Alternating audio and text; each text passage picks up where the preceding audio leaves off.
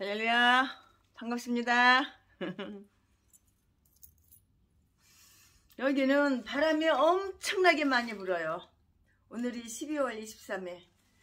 서울은 영하 14도라고 그러는데 여기는 영하 6도밖에 안 돼요. 근데 바람이 엄청나게 불어요. 밖에를 못 나갈 정도예요. 꼭 태풍 같아요, 태풍.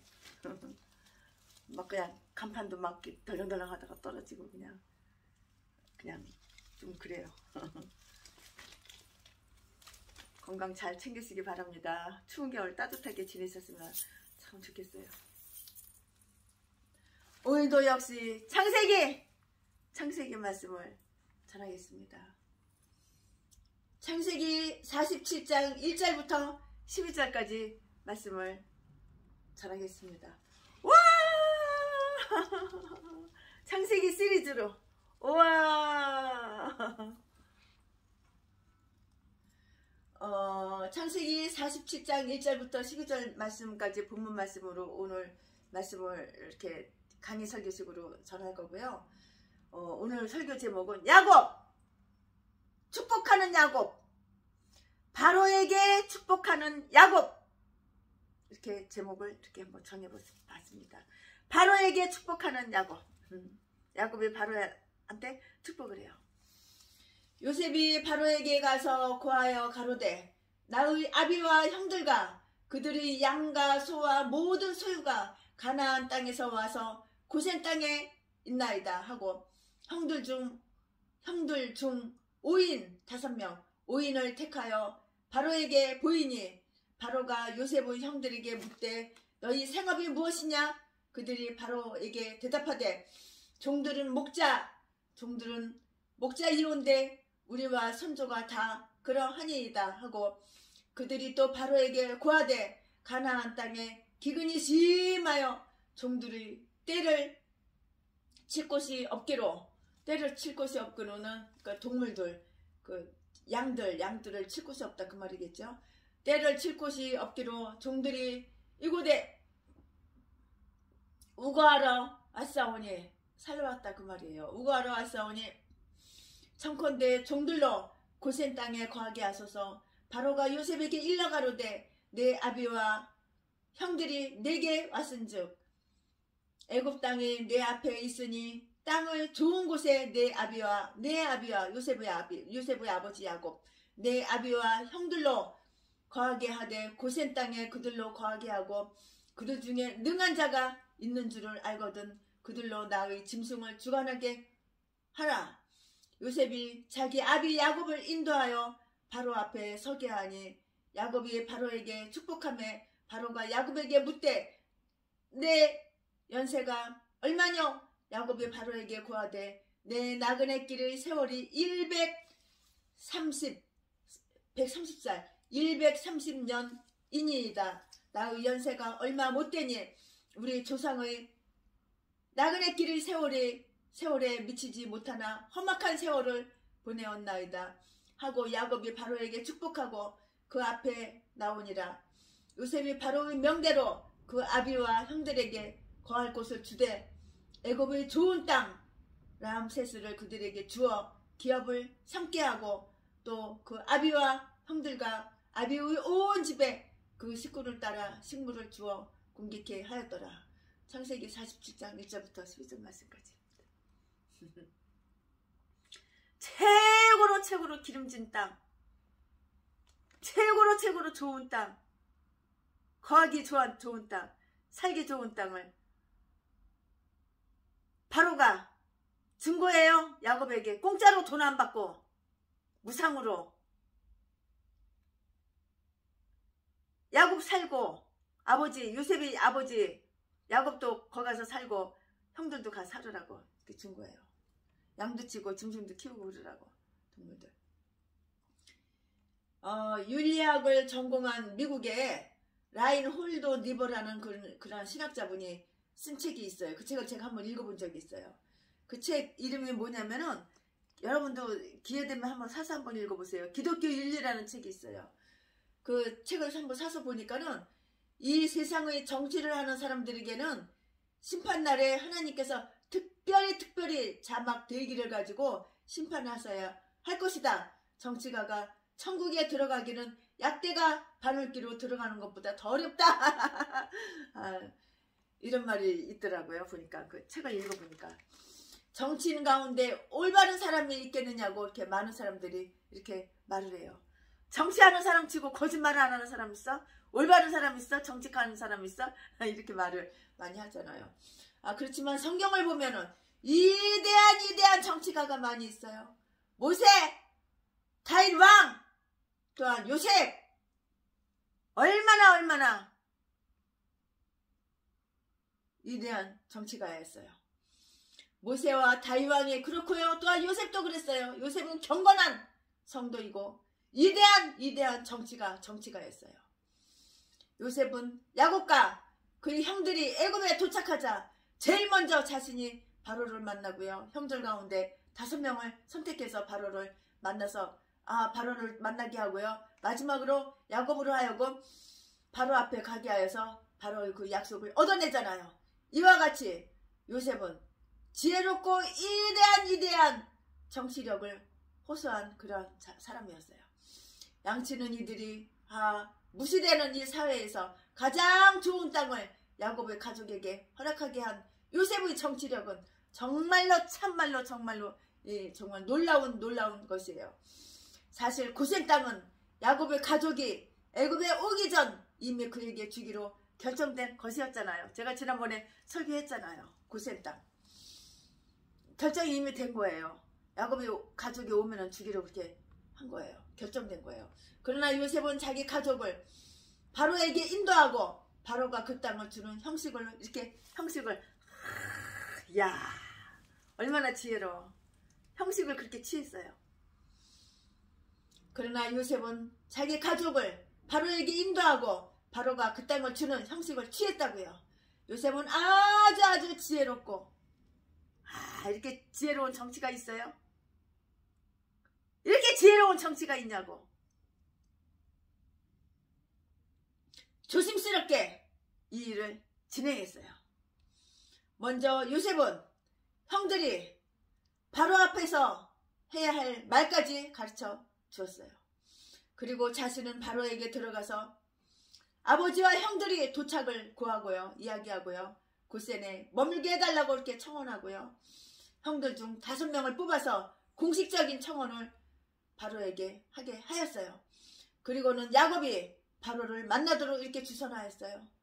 그래서 마침내 요셉은 애굽 땅 중에서 가장 비옥하고 좋은 고센 땅을 아버지와 형들이 정착지가 되도록 이렇게 한 거예요. 11절에 애굽 사람은 목자를 가증히 여긴다고 이렇게 했어요. 큰 무시를 당해야 할 사람들을 바로 앞에 서게 하고요. 바로로부터 은혜를 입게 하는 요셉이 정치는 이렇게 해야 되는 거야. 얼마나 지혜로워.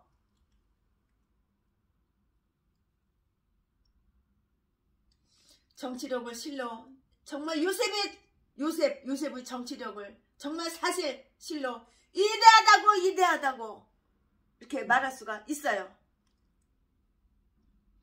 이 같은 과정에서 요셉은 형들과 애굽인들이 피차에 평안한 마음을 갖도록 이렇게 했어요.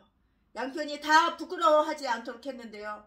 이 모든 일들의 클라이막스는 히브리 족장 야곱과 당대 최강국 애굽의 바로왕의 만남! 우리 만남은 우연이 아니야. 하나님께서 미리 다 계획해 놓으신 거야. 바로왕과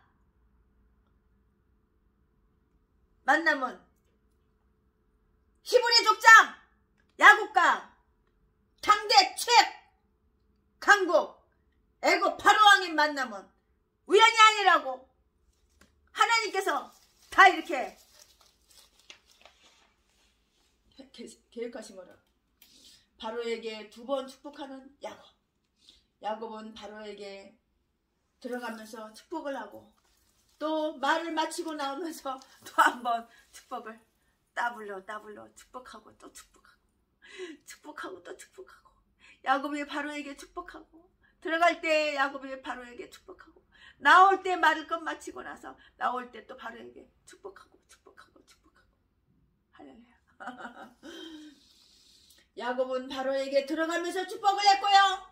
말을, 이야기를, 대화를 다 마치고 나오면서 또 한 번 또 축복을 더 했어요. 어떤 사람은 축복을 가볍게 취급하여 마치 인사치레 정도로 이렇게 생각합니다만 결코 그렇지가 않은 거예요. 말은 곧 언어, 이 사람의 말은 곧 행동이라고요. 말로 하는 축복은 후에 열매로 다 나타나게 되어 있어요. 야곱이 바로를 축복할 때 그는 전능하신 하나님을 나타낸 것이에요. 하나님의 이름과 품성을 간증하고 증거한 것이라고 이렇게 말하는 거예요. 세신의 목사가 축복한 사람들은 다 잘 됐어. 다 장수하고 건강하고 영이 잘 되고 육이 잘 됐어. 그러나 세신의 목사가 저주한 인간들은 이 세상에 없고 다 뒤지고 병자고 환자고 어마어마한 고난으로, 고통으로, 가난으로, 환자로 그러고 있다고. 저주받을 짓 하지 맙시다. 축복받을 짓 합시다. 남에게 피해를 주지 말고 남한테 이익을 주고 덕을 세우고 선하게 삽시다. 야곱의 축복은 후에 기이한 열매를 맺었어요.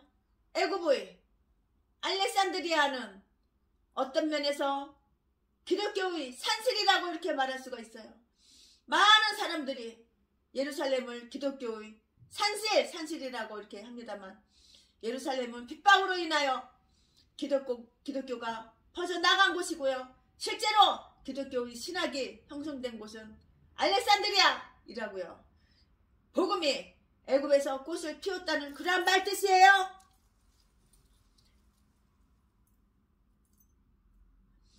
또한 애굽은 예수님께서 태어나셨을 때 피난을 가신 곳이기도 해요.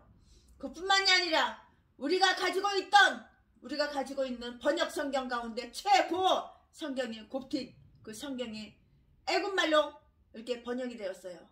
하나님을 모르고 우상을 섬기던 애굽 사람들이 예수 그리스도를 영접하고요, 그리스도의 사람이 된 것이에요. 야곱이 바로 왕에게 한 그 축복은 이와 같은 열매를 주렁주렁 맺은 거예요. 바로가 받은 축복으로 다산을 신봉하던 애굽인들이 몇 대가 지난 후에 하나님을 예배하게 이렇게 됐어요. 이렇게 바뀌고 이렇게 변화된 거예요.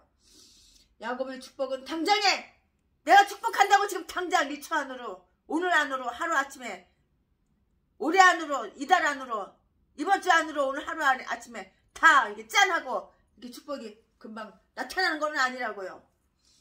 이처럼 애굽에 기독교의 꽃을 피는 그러한 싹이 된 거야.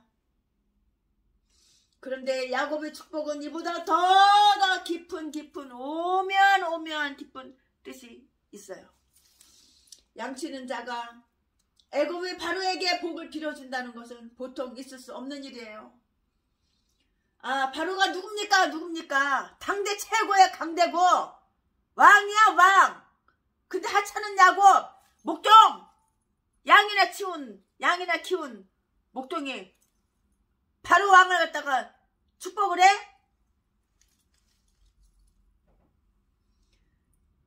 양치는 자가 애굽의 바로에게 복을 빌어준다는 것은 보통으로 있을 수 없는 일이에요. 바로가 누굽니까? 애굽 사람들은 바로를 영원히 사는 태양신이 이렇게 태양신 인간으로 현현하는 것을 믿었어요. 애굽의 어떤 바로는 232명의 왕자와 323명의 공주와 그리고 279명의 궁녀를 갖기도 했어요. 애굽은 그 당시 세계 무역을 하고 배를 만들어 여행도 하며 나일강을 따라서 향유와 상아를 싣고 오기도 했어요. 바로는 눈처럼 흰 설화석구로 컵을 만들어 사용하고 황금 의자에 앉았어요. 그 바로에게 야곱이 축복 기도를 한 것이에요. 그 당시 상황으로 보아서 축복은 바로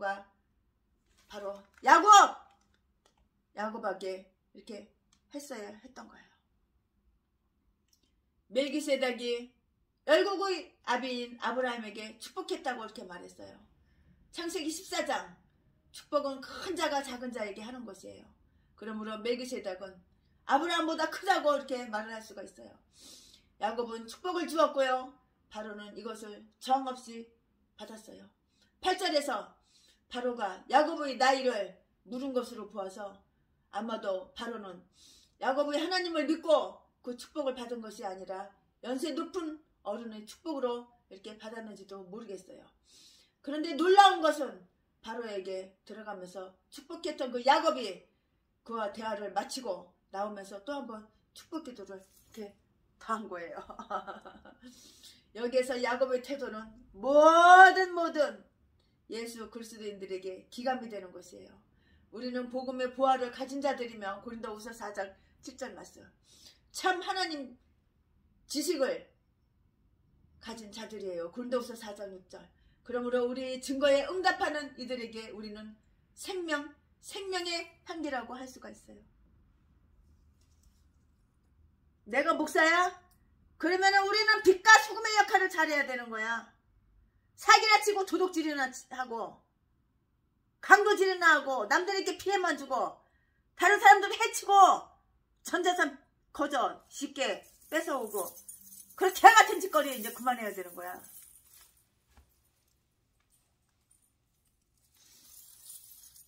그러므로 우리는 우리 자녀들을 위해서, 우리 친구들을 위해서 날마다 우리는 축복을 해야 돼요. 정말로 훌륭한 부모는 하나님 앞에서 자녀들을 위해서 축복 기도를 해주는 그런 사람들이라고요. 야곱의 자기의 손자인 요셉의 두 아들이 머리 위에 손을 얹고 축복 기도를 했어요. 이것은 야곱이 살은 130년, 나이 130살 동안 130년간을 모진 세월 동안 가장 멋지고 아름다운 일이라고요. 안 그런가요? 얼마나 멋지고 아름다워. 내 손자한테 축복을 한다는 거 얼마나 아름답고 얼마나 멋진 일이냐고. 그리고 바로에게 축복의 기도를 해주던 그때가 야곱이 되는 위대한 족장이 되는 그러한 귀한 시간이 된 거예요. 인생은 나그네길 빈손으로 왔다가 빈손으로 떠나는 거. 나그네 인생 야곱, 나그네 인생. 야곱의 축복은 히브리어로 21개의 단어로 이렇게 구성되어 있어요. 이것은 어떻게 보면 대단히 짧은 말이지만 그러나 그 말 속에는 엄청난 진리가 감춰있고 숨겨져 있어. 진리가. 야곱은 인생을 나그네로 봤어요. 나그네로. 바로가 야곱에게 내 연세가 얼마냐? 라고 물으니까 야곱은 내 나그네 길의 세월이 130년이니이다. 나의 연세가 얼마 못되니 우리 조상의 나그네 길의 세월에 미치지 못하나 험악한 세월, 아주 험악한 세월을 보내었나이다. 9절라고 이렇게 대답했잖아요. 나그네란 거주지가 없는 여행자를 말해요. 사실 야곱은 방랑자 인생을 살았어요. 아버지 집에서 하란으로 또 가나안에 돌아와서도 세겜에서 베들레헴으로 또 마지막으로 애굽으로 왔어요. 또한 야곱은 조상들도 나그네를 이렇게 보았어요. 최순애 목사하고 똑같아. 최순애 목사도 나그네 인생. 제주도에서 며칠 살다가 전라도 강주에서 며칠 살다가 또 군산에서 며칠 살다가 강원도에서 며칠 살다가 강릉에서 며칠 살다가 속초에서 며칠 살다가 정선에서 며칠 살다가 충청도에서 며칠 살다가 충청남도 충청북도의 부여에서 또 며칠 살다가 또 영천에서 며칠 살다가 칠곡에서 며칠 살다가 서울에서 며칠 살다가 한남동에서 또 한남동이 집이니까 한남동에서 또 몇 달 살다가 또 소사에 와서 살다가 인천에 와서 또 살다가 최순애도 역시 인생은 나그네기 나그네 인생 한 군데서 살아본 적이 없어요. 요즘은 최순애가 팔도강산 건물이 다 있기 때문에 팔도강산 다 싸돌아다녀.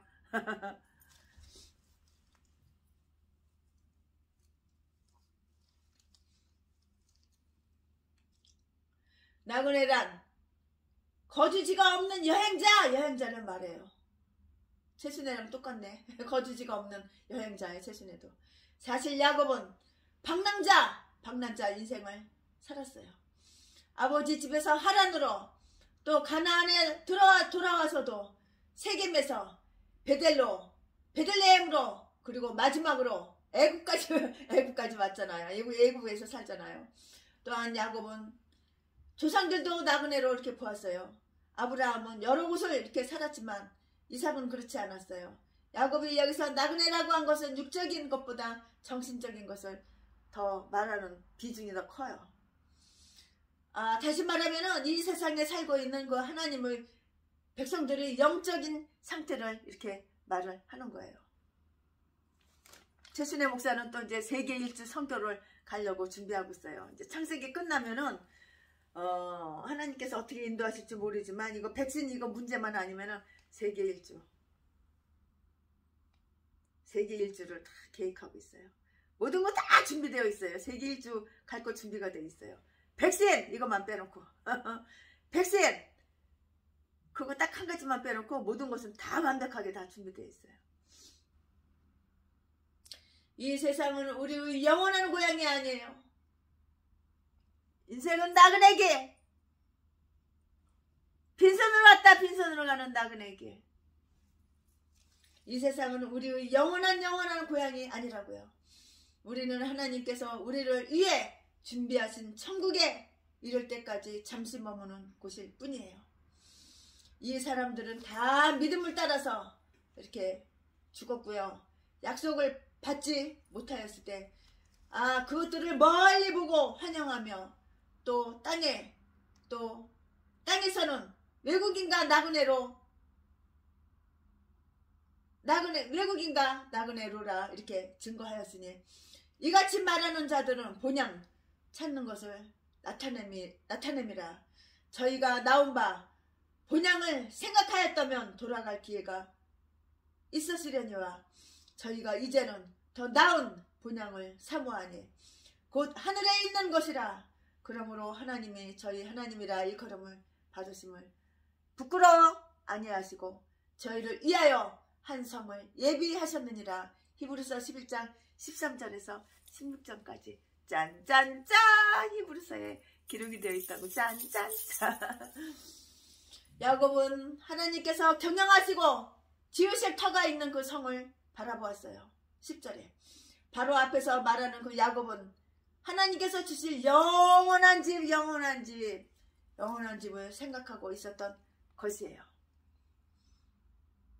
이 세상은 우리의 목표가 아니며 신앙을 가진다는 것은 세상이 아닌 내세에 초점을 맞추는 것이에요. 우리는 그것을 볼 수 있어야 해요. 세상에는 보이는 것들로 가득 차 있다고요. 집, 자동차, 예금 통장, 좋은 옷들, 물론 이런 것들이 중요하지 않은 것은 아니에요. 그러나 미래를 보고 천국을 보는 것, 적어도 이것을 믿는 것이 신앙이며 이런 사람들은 세상에 이길 수가 없는 거예요.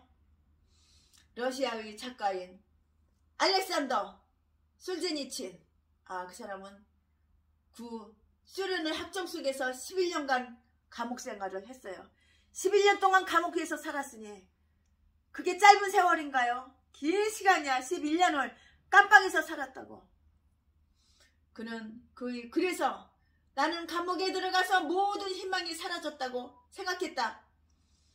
내 생명은 끝났고 이제는 자유를 얻을 수도 없으며 죽기 위한 저주만이 있었다. 나는 죽기만을 기다렸고 죽고 싶었다. 감옥에 들어간 순간부터 내 육체는 무용지물이 되고 나 자신에게는 이방인이 되었다. 오직 내 영혼과 양심만이 남아있었다. 라고 이렇게 말을 해요. 얼마나 절망을 했을까요? 그 긴긴 감옥 생활 속에서. 그는 그의 인생이 막다른 골목에 들어가자 자기의 인생을 그냥 포기해버렸어요. 기부업. 포기해버렸다고요. 그는 또한 모든 것을 포기하고 난 다음에서야 비로소 나는 평안을 누리기 비기닝 시작했다고 이렇게 말했어요. 하나님 앞에서 자기를 포기할 때 이 같은 승리를 얻을 수 있는 거예요. 세상 거 포기해봐. 얼마나 마음이 기쁜지 몰라. 내가 갖고 있는 전 재산 싸그리 팔아가지고 복음을 위해서 한 영혼 살리는데 싹 다 주고 다 내 재산 포기하고 다 포기해봐. 내 주변 육의 거 다 포기해봐. 얼마나 기쁜지 몰라. 하나님께서 또 주셔. 더블로 주셔. 더블로 구보로 주셔. 그러니까 팔도강산에 하나님은 건물을 다 주셨지. 물론 내 이름으로 다 등기를 할 수 없으니까 나와 가까운 분, 나하고 친분이 있는 분, 최순애와 관계를 좋은 관계 맺고 있는 분 다 나눠줬지. 물론 내 이름으로도 여러 개 있지만 다른 사람도 다 나눠주지. 계속 나눠주고 있어. 계속 벌써 33번째야. 33번째. 그러나 일면식도 없는 사람, 얼굴 한번 본 적도 없는 사람,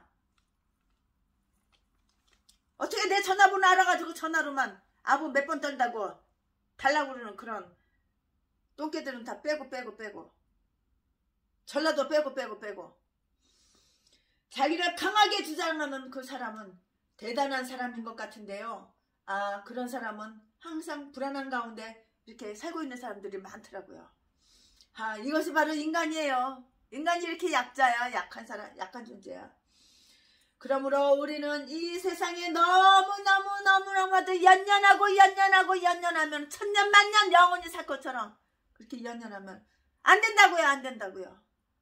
우리 궁극적인 희망은 하나님께서 준비하신 천국이에요. 천국. 야곱은 자기의 인생을 짧다고 이렇게 수레했어요. 야곱이 바로에게 이 같은 말을 할 때는 그 나이가 몇 살인지 아십니까? 130살! 나이가 130살이었다고. 누가? 야곱 나이가 130살. 야곱은 그의 인생을 유감스럽게 생각하며 그가 앞으로 얼마나 더 살지도 모르면서 자신의 인생을 회의적으로 생각하였어요. 야곱은 실제로 147살, 실제로 147년을 살았어요.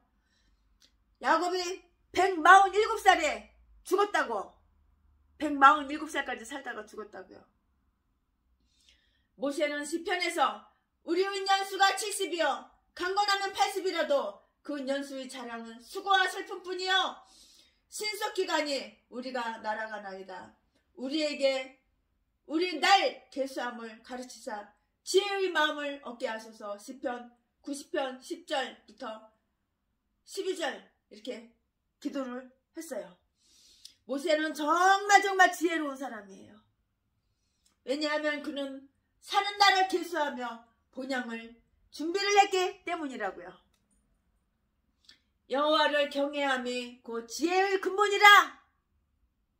그 계명을 지키는 자는 다 좋은 지각이 있나니 여호와를 찬송함이 영원히 있으리로다. 시편 111편 10절 말씀. 우리 인생은 짧기 때문에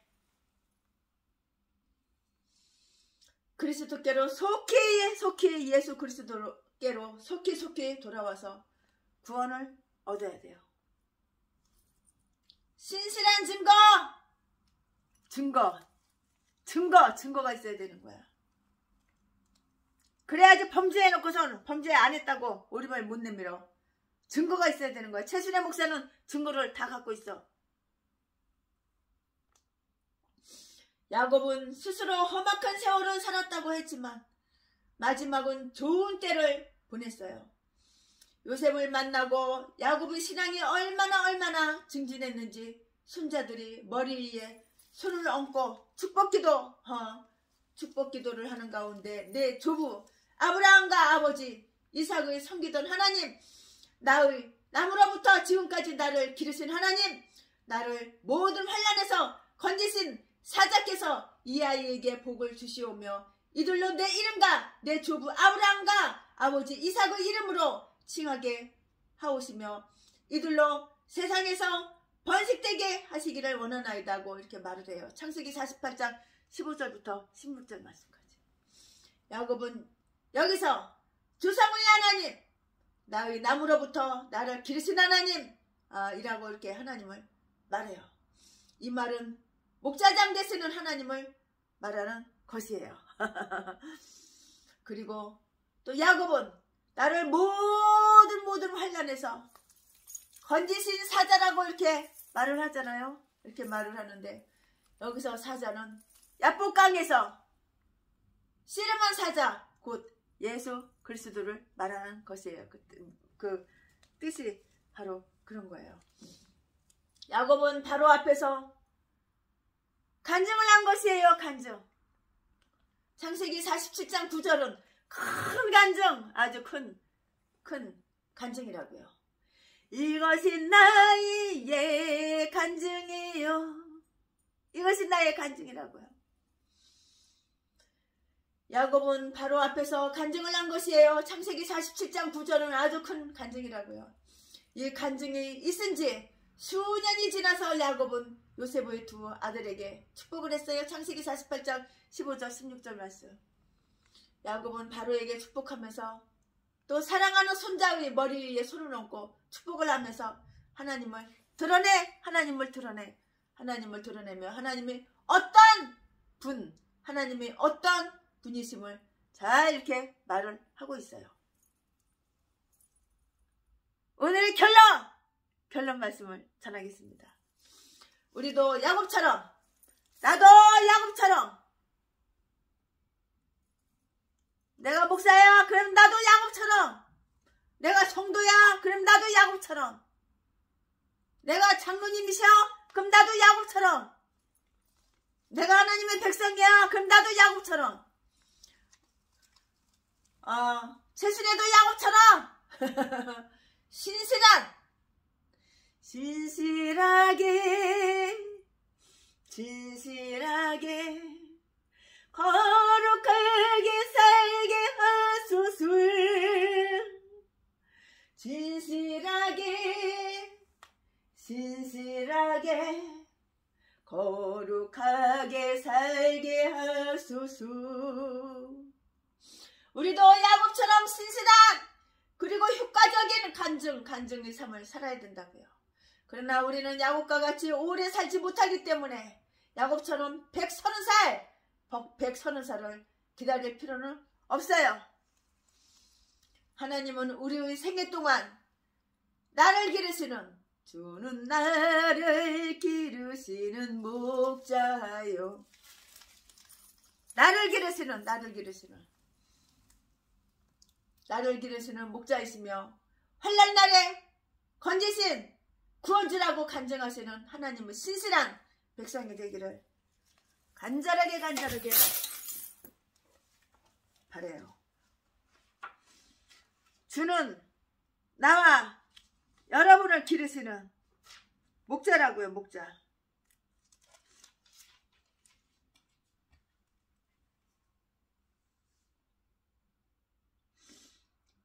(453장) 453장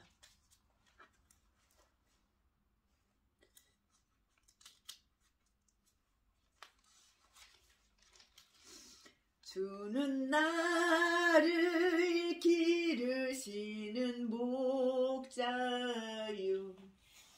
나는 주님 귀한 어린 양 푸른 풀밭 맑은 시내 물가로 나를 언제나 인도하시네. 주는 나의 좋은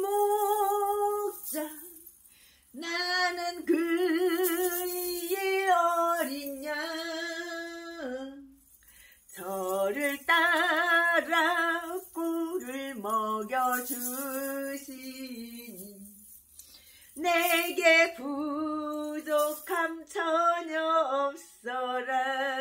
내게 부족함 전혀 없어. 예쁜 새들 노래하는 아침과 노을 비기는 고나무네 사랑하는 나의 목자 음성이 나를 언제나 불러주신다. 주는 나의 좋은 목자 나는 그의 어린 양 저를 따라 꼴을 먹여주시니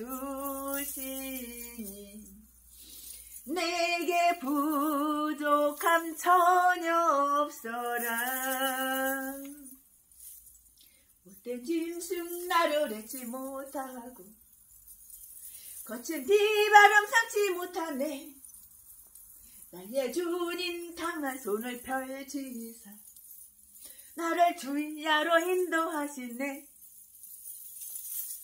주는 나의 귀한 목자 나는 그의 어린 양 저를 따라 꼴을 먹여주시니 내게 부족함 전혀 없도다. 주는 나를 기르시는 목자요 나는 주님의 귀한 어린 양 푸른 풀밭 맑은 시내 물가로 나를 늘 인도하여 주신다. 주는 나의 귀한 목자 나는 그의 어린 양 저를 따라 꿀을 먹여주시니 내게 부족함 전혀